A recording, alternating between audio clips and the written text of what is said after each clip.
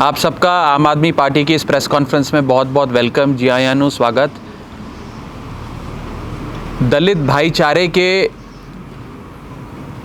सच्चे सेवक हैं अरविंद केजरीवाल। दलित भाईचारे की बाँह फड़ने वाले हैं अरविंद केजरीवाल। दलित भाईचारे के लिए सुख दुख में खड़े होने वाले, उनके हकों की लड़ाई करने वाले हैं अरविंद केजरीवाल। और बाबा साहब भीमराव अंबेडकर की दिखाए गए रास्ते पे चलने वाले, उनके सपने को पूरा करने की कोशिश करने वाले हैं अरविंद केजरीवाल। और इसीलिए हम लोग कहते हैं कि बाबा तेरा सपना अधूरा, अरविंद केजरीवाल करेंगे पूरा। दिल्ली में दलित भाईचारे से आने वाले हर एम्प्लॉय को, मुलाजिम को 1 करोड़ रुपए की सहायता राशि केजरीवाल सरकार देती है अगर वो कोरोना की लड़ाई लड़ते लड़ते, जनता की सेवा करते करते शहीद हो जाते हैं। तो लाइन ऑफ ड्यूटी में शहीद हुए हर कोरोना वॉरियर को, जो दलित भाईचारे से आता है, उसे 1 करोड़ रुपए की ग्रांट राशि, सहायता उनके और उनके परिवार को अरविंद केजरीवाल जी की सरकार देती है। जिन जिन कोरोना योद्धाओं ने लोगों की सेवा करते हुए सर्वोच्च बलिदान, सुप्रीम सैक्रिफाइस दिया, अपने प्राण त्याग दिए, जान की बाजी लगाकर लोगों की सेवा करी, हर उस शख्स के परिवार को, उस मुलाजिम के परिवार को अरविंद केजरीवाल जी और उनकी सरकार 1 करोड़ रुपए की सहायता राशि देते हुए इस दुख की घड़ी में कंधे से कंधा मिलाकर उनके साथ खड़े होते हैं। कल ही का अगर आपको एग्जाम्पल दूं तो एक 1995 में सरकारी मुलाजिम बनी एक सुनीता जी, जो एक सफाई कर्मचारी थी, सफाई मुलाजिम थी। उन्होंने इस कोरोना काल में लोगों की सेवा करते करते अपनी जान दे दी, शहीद हो गई। उन शहीद के परिवार को, उस दलित भाईचारे से आने वाली सुनीता जी के परिवार को अरविंद केजरीवाल जी ने 1 करोड़ रुपए की सहायता राशि दी। इस दुख की घड़ी में साथ खड़ने वाले, दलित समाज से आने वाले गरीब लोगों के साथ कंधे से कंधा मिलाकर चलने वाले अरविंद केजरीवाल जी आज दलितों के सम्मान के लिए, उनकी सहायता के लिए मैदान में उतरे हुए हैं। और दूसरी ओर चन्नी सरकार, जो कहती है कि हम दलितों की राजनीति करते हैं, हम दलित भाईचारा हमारा वोट बैंक है, वो उनको वोट बैंक के चश्मे से देखते हैं, उस नज़रिए से देखते हैं। मैं उस चन्नी सरकार को कहना चाहता हूं, चीफ मिनिस्टर चन्नी साहब को कहना चाहता हूं कि केजरीवाल साहब की नकल करना तो बड़ा आसान है, उनकी बातों पे अमल करके दिखाओ, उनके कामों को पंजाब सूबे में लागू करके दिखाओ। मैं चैलेंज देता हूं चन्नी साहब को कि 1 करोड़ रुपए की सहायता राशि हर उस गरीब आदमी के लिए, दलित भाईचारे से आने वाले हर उस शख्स के लिए अनाउंस करे जिसने अपने प्राणों की आहुति दे दी, सर्वोच्च बलिदान दिया, शहीद हो गया इस कोरोना काल में लोगों की सेवा करते करते। मेरी ये चुनौती है, चैलेंज है चन्नी साहब को, जो जगह जगह घूम के कहते हैं मैं दलितों का नेता हूं, मैं गरीब हूं, दलित भाईचारा मेरा वोट बैंक है।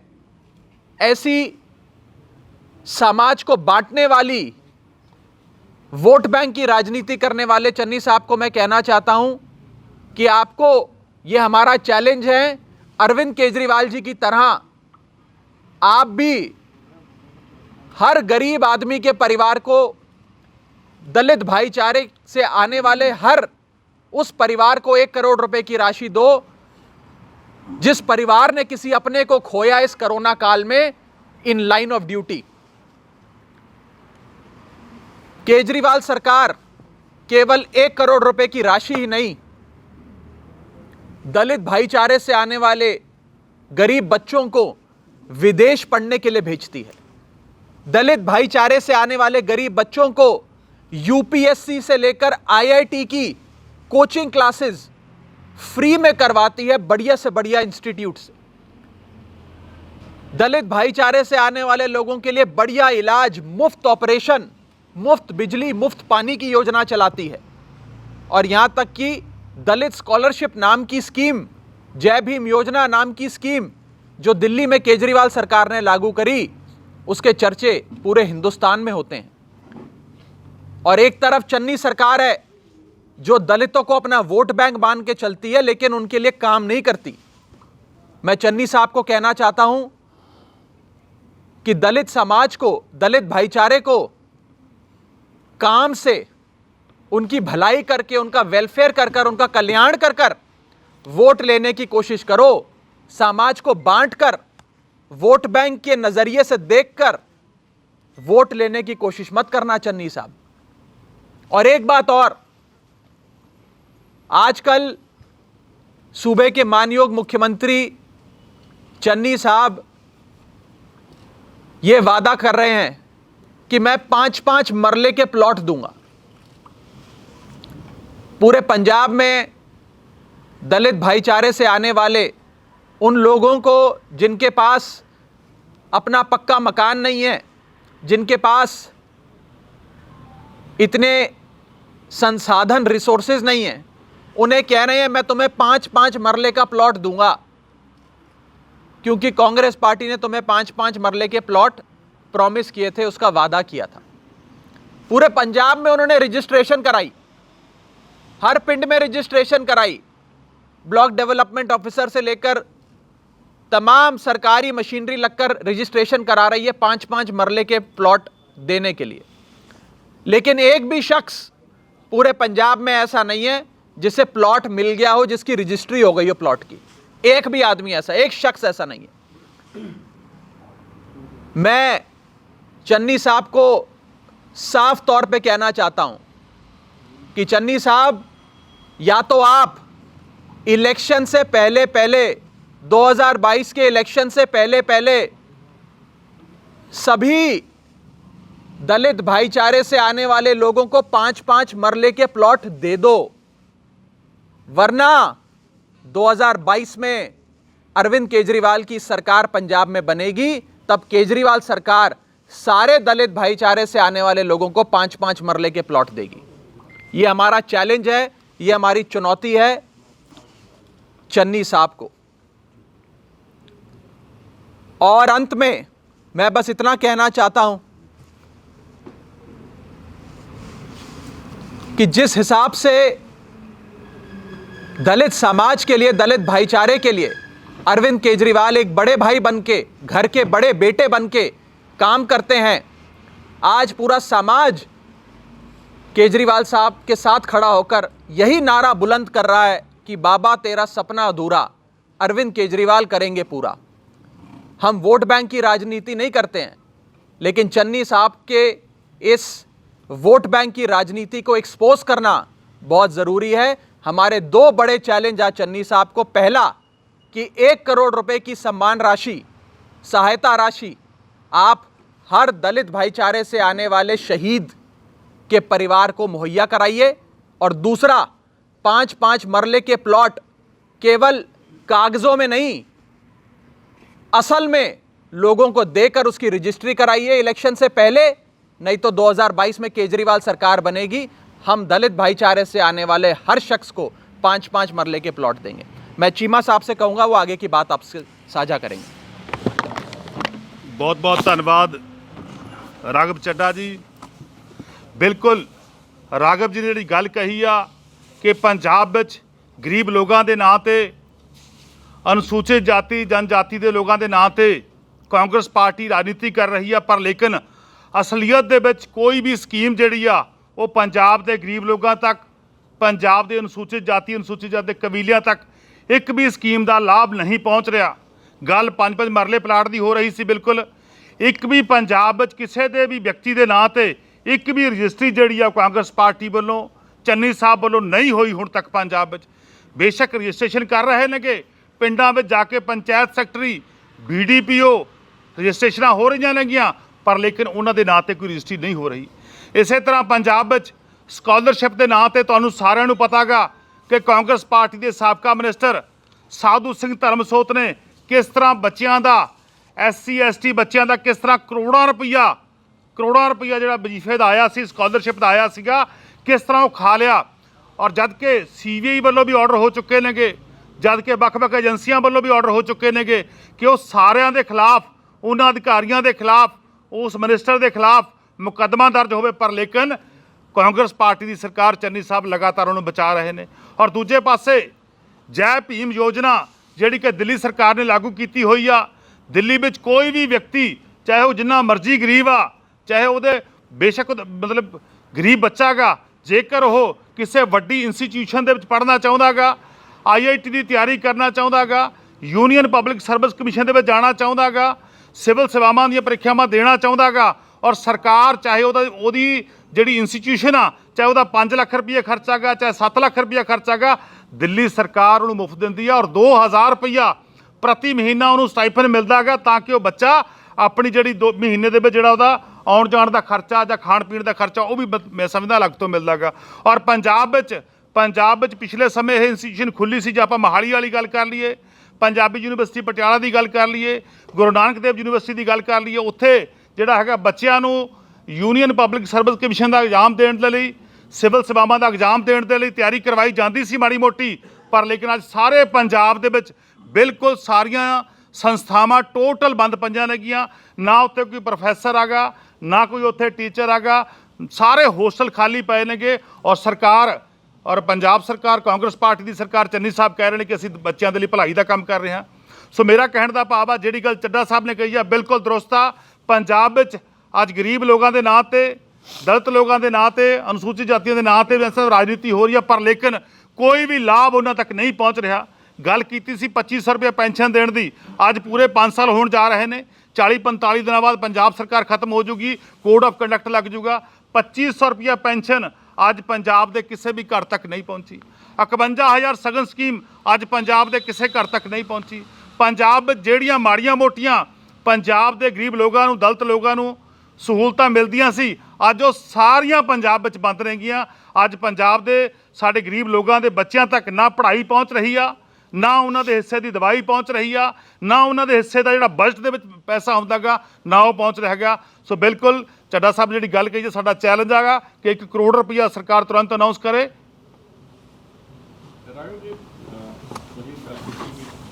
ਜਾਤਾਂ ਦੇ ਨਾਂ ਤੇ ਸਿਆਸਤ ਹੁੰਦੀ ਹੈ, ਉਹ ਸਾਰੀ ਕਰਦੇ ਨੇ। ਅਕਾਲੀ ਦਲ ਨੇ ਕਿਹਾ ਸੀ ਡਿਪਟੀ CM ਬਣਾਵਾਂਗੇ, ਆਮ ਆਦਮੀ ਪਾਰਟੀ ਨੇ ਤੁਸੀਂ ਵੀ ਡਿਪਟੀ ਦਲਿਤ ਭਾਈਚਾਰੇ ਦੇ ਸਾਹਮਣੇ, ਤੇ ਕਾਂਗਰਸ ਤੇ ਬਹੁਤ ਅੱਗੇ ਨਿਕਲ ਗਈ ਇਸ ਮਾਮਲੇ 'ਚ।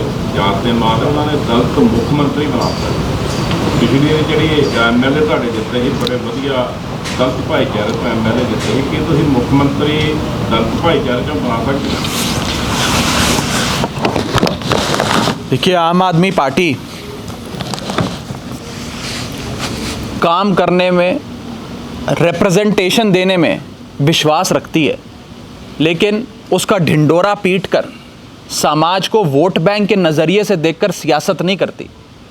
मैं अगर ये गिनवाने लग जाऊं कि दलित भाईचारे का कितना रिप्रेजेंटेशन आम आदमी पार्टी की सरकार ने दिया, 2 कॉन्स्टिट्यूशनल पोस्ट हैं हमारे पास पंजाब विधानसभा में, दोनों कॉन्स्टिट्यूशनल पोस्ट हमने दलित भाईचारे से आने वाले लोगों को दिया, लेकिन हम उसका ढिंडोरा नहीं पीटते फिरते पूरे पंजाब में, हर पिंड में जाकर ढोल नगाड़े बजाकर। हम सियासत नहीं करते उस पर, हम काम करने पे विश्वास रखते हैं, भलाई करने पे विश्वास रखते हैं। ये फ़र्क है चन्नी सरकार में और केजरीवाल सरकार में।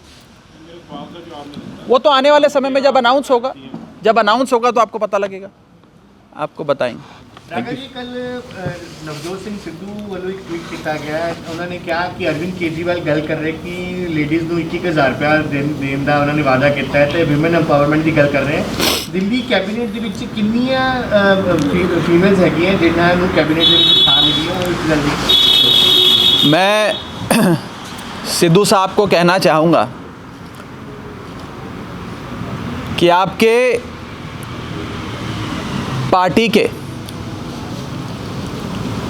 जो मुख्यमंत्री हैं, जो पंजाब सूबे के मुख्यमंत्री हैं, ज़रा एक बार उनसे बात करें कि वो महिलाओं का कितना सम्मान करते हैं हमसे पूछने से पहले। ज़रा एक दिन उनके साथ बैठ जाएं, चन्नी साहब के साथ, और उन्होंने महिलाओं की सम्मान के लिए आज तक क्या क्या काम किए हैं जो आपको भी पता और मुझे भी पता है। मैं क्या इशारा कर रहा हूँ ये आपको भी पता है, मुझे भी पता है।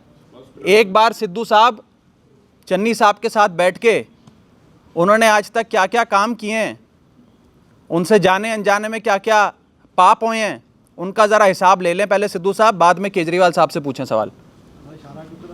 बस बोल दिया, मैं जितना बोल सकता था उतना बोल।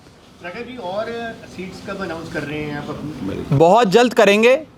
आम आदमी पार्टी एक पॉलिटिकल स्ट्रैटेजी, एक रणनीति की तरफ एक सोची समझी स्ट्रैटेजी लेकर चलती है। ये हर पार्टी का अधिकार होता है कि वो कब कैंडिडेट की लिस्ट जारी करेगी, कब सीएम फेस जारी करेगी, उसका ऐलान करेगी। ये सारी चीज़ें एक स्ट्रैटेजी के तहत चलती हैं। हर पार्टी को अधिकार होता है, हमें भी हक है, हमें अपना हक इस्तेमाल करना है। तो जल्द करेंगे, बहुत जल्द करेंगे। अच्छा, रैलीज कब से शुरू कर रहे हैं? मान साहब हमारे अध्यक्ष हैं, हमारे प्रधान हैं, मेरे बड़े भाई हैं, और उनकी रहबरी में, उनकी अध्यक्षता में, उनकी प्रधानगी में आम आदमी पार्टी पंजाब सूबे में इलेक्शन लड़ेगी। अभी छोटी छोटी मीटिंग्स आप कर रहे हैं, बड़ी रैलीज वगैरह कब से शुरू कर रही है? देखिए बस अब कुछ ही दिनों में आप देखेंगे बड़ी बड़ी रैलियां, बड़े इकट्ठ होने लग जाएंगे। यहाँ तक कि आने वाले, मैं तारीख अभी नहीं ऐलान रहा हूँ, केजरीवाल साहब का अगला दौरा और अगली यात्रा जो पंजाब सूबे में होगी वो एक धमाकेदार बड़े इकट्ठ के साथ होगी, आप देखेंगे। नई गारंटी के साथ? अब आप थोड़ा सा इंतज़ार करिए, 2-3 दिन में ही करेंगे। कैप्टन अमरिंदर सिंह कल खट्टर से भी मिले हैं, आपको लगता है कि पंजाब में कोई मैजिक कर पाएंगे कैप्टन अमरिंदर सिंह भाजपा के साथ मिलकर? कानून देखिए, मैं अब it's a very important question. मैं ये साफ तौर पे कहना चाहता हूँ, पिछली बार सारी पार्टियां मिलकर एक शख्स को हराने के लिए लग गई। उस शख्स का नाम है अरविंद केजरीवाल। अकाली दल ने अपना वोट कांग्रेस को ट्रांसफ़र किया, बीजेपी ने अपना वोट कांग्रेस को ट्रांसफ़र किया।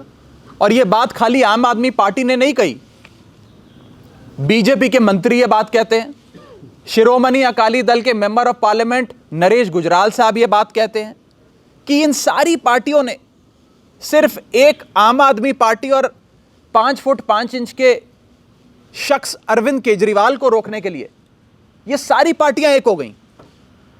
इस बार भी ये डर है हमें, और ये सच्चाई है कि ये सारी पार्टियां एक होकर लड़ेंगी। बीएसपी का रिमोट कंट्रोल मोदी जी के हाथ में, कैप्टन की पार्टी का रिमोट कंट्रोल मोदी जी के हाथ में, बीजेपी का रिमोट कंट्रोल मोदी जी के हाथ में, बादलों की शिरोमणि अकाली दल का रिमोट कंट्रोल मोदी जी के हाथ में, और चन्नी सरकार तो सभी कुछ, कांग्रेस पार्टी तो आधा पंजाब, 27,000 स्क्वायर किलोमीटर की चाबी बीएसएफ और मोदी साहब के पास छोड़ के आ गई। उस पार्टी का control, remote control Modi ji के हाथ में।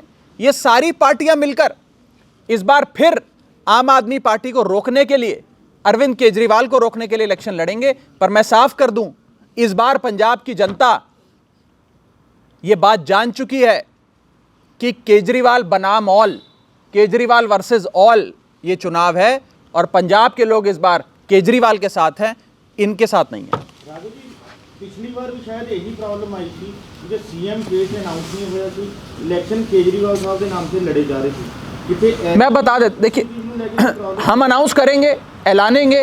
मैं तो बता रहा हूँ, पिछली बार 17 के इलेक्शन में हमने सीएम फेस का ऐलान नहीं किया, उसके कोई पॉलिटिकल कारण होते हैं, रीजंस होते हैं।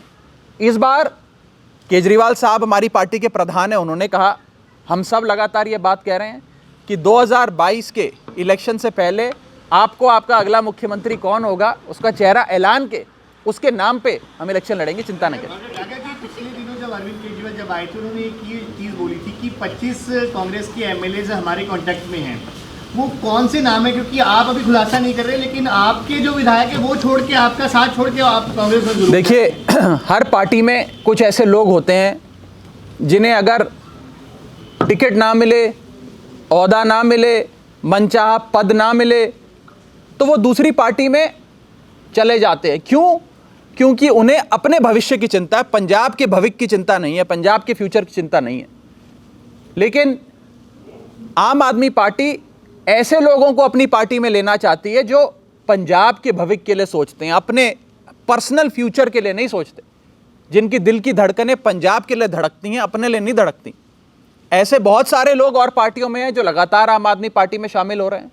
आप देखिए, गुरदासपुर से रमन बहल साहब, उनके फादर साहब कैबिनेट मंत्री रहे, 4 टाइम एमएलए रहे, वो खुद एमएलए रहे, इतनी बड़ी शख्सियत रहे, सर्विस बोर्ड के प्रधान थे, कांग्रेस पार्टी को छोड़ के अपनी सर्विस बोर्ड की प्रधानगी को लात मार के अरविंद केजरीवाल जी के साथ आ गए, उनके परिवार में शामिल हो गए। तो अच्छे लोग और पार्टियों में जो आते हैं, लेकिन कई लोग दूसरी पार्टियों के एमएलएज हमें फ़ोन करते हैं, एमपीज़ हमें मिलने का वक्त मांगते हैं, हमारी पार्टी में आना चाहते हैं, लेकिन हमारे दरवाजे ईमानदार लोगों के लिए खुले हैं, जो लोग पंजाब के बारे में सोचते हैं। पर्सनल फ्यूचर के अपने लिए जो आना चाहता है उसके लिए नहीं खुले। खत्म। विधायक रहे हैं वो भी कहीं ना कहीं एक दिन बकायदा सीएम की गाड़ी में आते दिखे। कोई बात नहीं, जब उनसे पूछा गया तो वो चीज़ को डिनाई कर रहे थे, बट र्यूमर है कहीं ना कहीं वो कांग्रेस। देखिए, मैं इंडिविजुअल्स पे कमेंट नहीं करना चाहता, शोभा नहीं देता इंडिविजुअल्स को कमेंट करना। मैं उनको ऑल द बेस्ट कहता हूँ, उनको बेस्ट विशेस देता ਤੁਹਾਡੇ ਮਤਲਬ ਦਾ ਸਵਾਲ ਹੈ ਨਵਜੋਤ ਸਿੰਘ ਸਿੱਧੂ ਤੋਂ ਕਾਂਗਰਸ ਦੇ ਐਮਐਲਏ ਕਾਫੀ ਨਾਰਾਜ਼ ਨੇ, ਉਹ ਦਬਕੇ ਮਾਰਦੇ ਨੇ ਇਹਨਾਂ ਨੂੰ, ਤੇਰੀ ਪਰਫਾਰਮੈਂਸ ਠੀਕ ਨਹੀਂ ਗਈ। ਹੁਣ ਕੋਈ ਉਹਨਾਂ ਨੇ ਰਿਪੋਰਟ ਵੀ ਭੇਜੀ ਹੈ, ਜ਼ਿਲ੍ਹਾ ਪ੍ਰਧਾਨ ਵੀ ਉਹਨਾਂ ਦੀ ਮਰਜ਼ੀ ਨਾਲ ਨਾਲ ਹੋਏ ਤੇ ਕੇਜਰੀਵਾਲ ਸਾਹਿਬ ਕਹਿ ਗਏ ਨੇ ਕਿ ਕਚਰਾ ਨਹੀਂ ਲੈਣਾ ਇਹ ਕਾਂਗਰਸ ਦਾ। ਕੀ ਜੇ ਕੋਈ ਆਉਣਾ ਚਾਹੂਗਾ ਕਚਰਾ ਤੁਸੀਂ ਵੈਸੇ ਕਲੀਅਰ ਕਰ ਦਿੱਤਾ, ਉਹਨੇ ਤੋਂ ਛਾਂਟੋ ਕੇ ਕੁਝ ਲੈ ਲਓ ਕੁਝ ਨਹੀਂ। जब पार्टी के प्रधान ने बोल दिया कि हम नहीं लेंगे कचरा, तो फिर कचरा कैसे ले लेंगे? नहीं, पर आप एक तरीके से वो भी तो यही कह रहे हैं ना कि हमारे से कांटेक्ट। देखिए, मैंने कहा ना, हर पार्टी में कुछ अच्छे लोग होते हैं जो अपने लिए नहीं सोच रहे, सूबे के लिए सोच रहे हैं, उन लोगों का स्वागत है। लेकिन जो लोग अवसरवादी हैं, अपॉर्चुनिस्ट हैं, पद, सीट, टिकट, वजीर बन जाए यहाँ आके, उन लोगों के लिए हमारे दरवाजे नहीं खुले हैं। चलो ठीक। मेरे साथ एक तरफ आप कह रहे हैं कि हमारे पास भी नहीं, हम तो ले नहीं रहे, आप ले नहीं रहे, आपके पास फोन आ रहे हैं, तो फिर कांग्रेस के पास क्या? कैप्टन साहब तो रोज लोगों को फोन करके कहते हैं मेरी पार्टी में आ जाओ, मेरी पार्टी में आ जाओ। वो बात भी खत्म नहीं करते, लोग अपना फोन, उनका फोन काट देते हैं। तो ये उनकी हालत है। मैं कहना चाहता हूँ, ये सारी पार्टियां एक हैं, ये बाकी सारी पार्टियां मिलकर अरविंद केजरीवाल और आम आदमी पार्टी के खिलाफ चुनाव लड़ेंगी, इससे सावधान रहिएगा। Thank you.